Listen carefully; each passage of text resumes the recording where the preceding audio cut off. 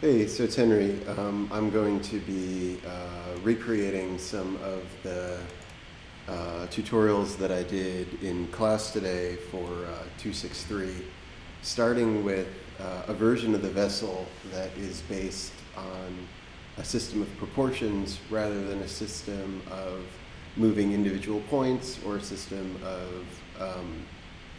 of cascading points.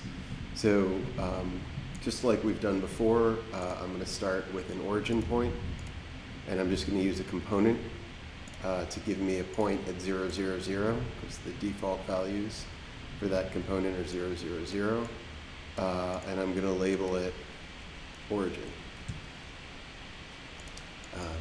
Our first parameter, let me change my my preview settings so that the colors are a little bit more legible, more fun. The first parameter that we want for our vessel is we're going to do a parameter that gives you its base width. Right? Rather than talk about 0.1, we're going to say how wide is it at the base. Maybe set that up with a slider. Say at least 1 inch, maybe a maximum of 12 inches. And so to get our base width, we're going to move our origin point.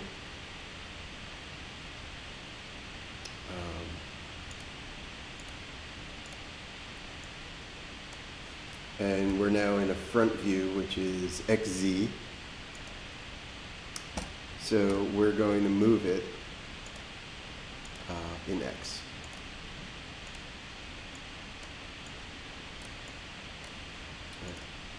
And this gives us our first point. Let's call that just point 1. So now what we decided is that rather than, let's say, moving the origin up and over with a set of sliders, that we decided that point 2 would simply move up from point 1 based on a proportion.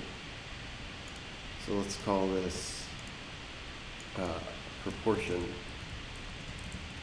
1.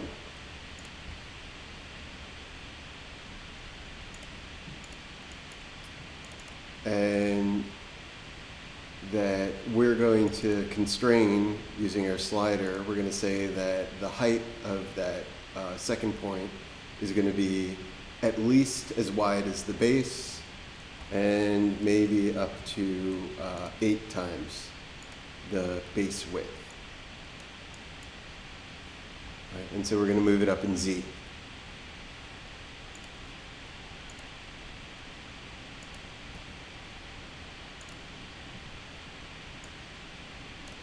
Right, so what I'm going to do is I'm going to take my base width and I'm going to multiply it by this proportion. And I'm simply going to copy that. And I'm going to move point 1. And I'm going to call that point 2.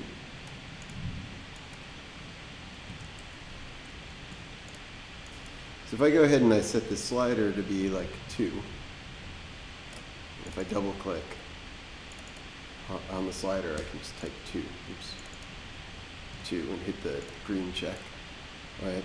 So it means that that proportion, the proportion of the height of point 2 is always going to be twice the width of the base. So if I make the base bigger, that height of point 2 gets taller. And now what if we decided that point 3 was going to move back, and it's going to be a percentage of the base width, but it's always going to be narrower than the base width. Right? What if we copied this portion? Oops. Copy, paste. Right? We say that proportion 2, we'll change the slider, double click on that part. And I'm going to say that it can go from 0 to 1. And I'm going to again multiply the base width times this new proportion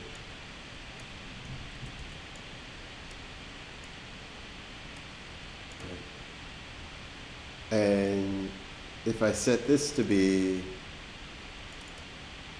0.5,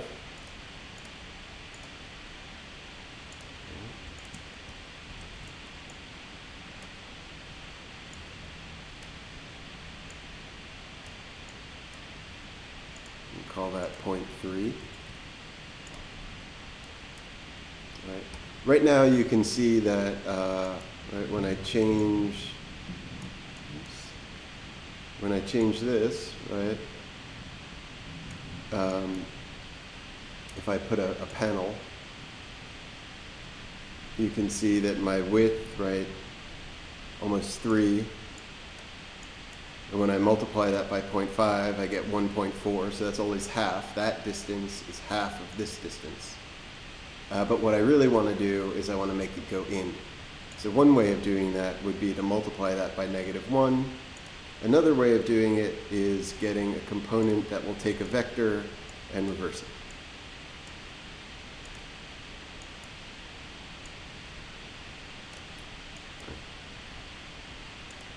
So now my 0.3, right, always moves in half the distance. But what if I also want to move it up by half the distance? Well, we can just use a z vector. And if you go to math, I can add my x vector that's pointing to the left and my z vector that's pointing up. Right? And now, so if I were to change this proportion down something, right, you can see I'm moving back and up by 1/4 of the distance of the base width. Now if I send it all the way to 1, right, I'm moving back and up by the same distance as the base width.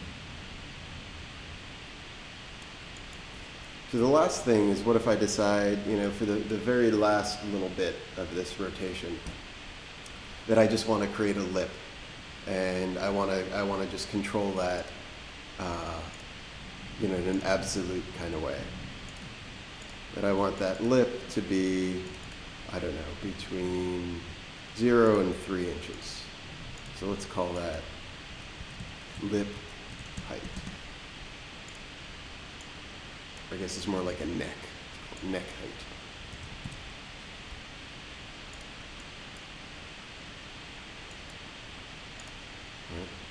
Right. So here, what I'm going to do is get a unit vector in z, and move my 0.3 up by this last parameter, the neck height. Okay. I'm going to call that 0.4.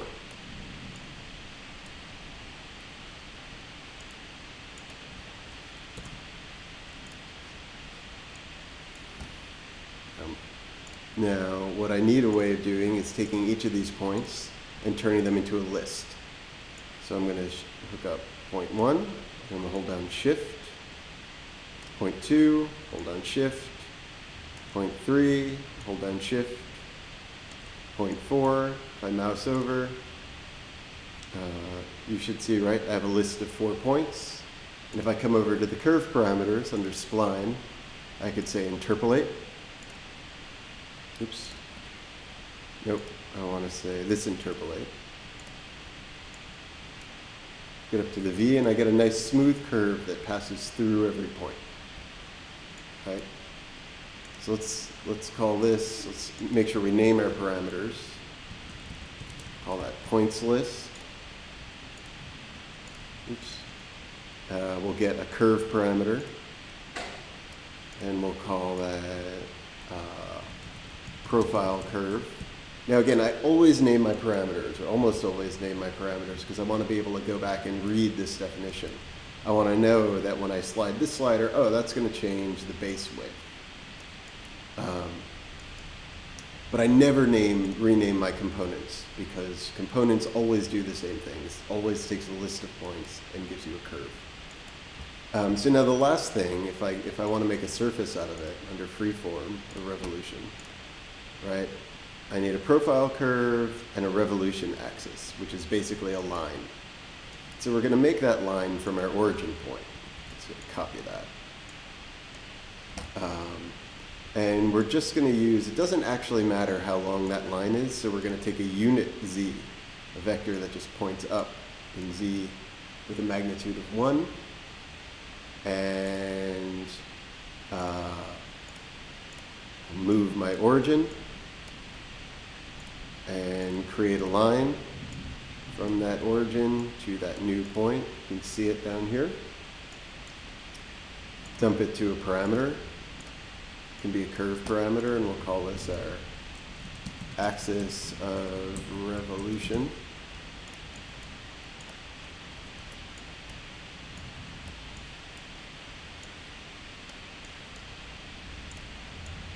And now if I plug the profile curve into the P, the axis of revolution into the A, right, I get my shape. And I can send that not into a curve, but into a surface. We'll call it vessel. Right, so that's a pretty squat vessel. Right, and if I bake it,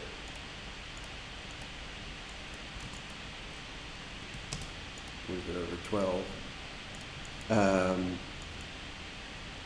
You know, we could keep the base width exactly the same and change the proportion for the height to be 4. So let's do this. Let's make that all integers. There we go, 4. Make it again.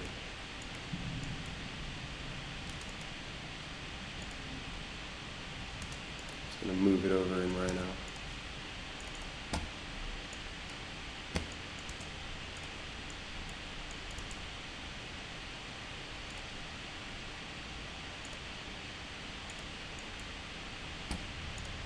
Right, so I just switched to a shaded view over here so that I can see those surfaces. Right, and here's what happens if I make that really slender, like 8.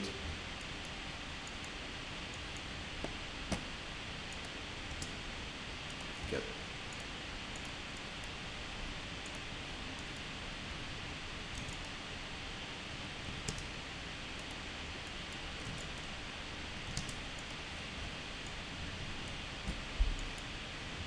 You know, or I could start to change the proportions the other way.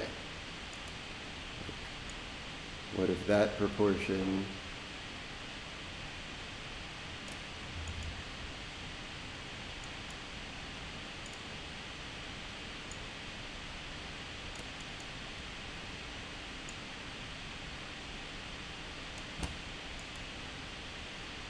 becomes very thin? Oops, sorry, very thick. So it's moving, then you get much more curvature.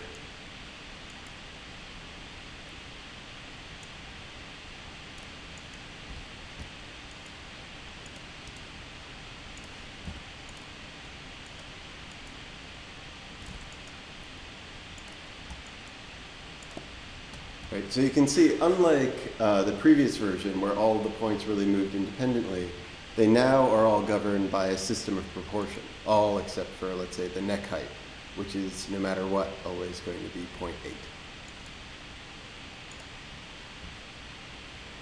So in the next few videos, we'll look at some of the other ways that I tried to, that I made some of the vessels in class that were not about revolving a spline around an axis.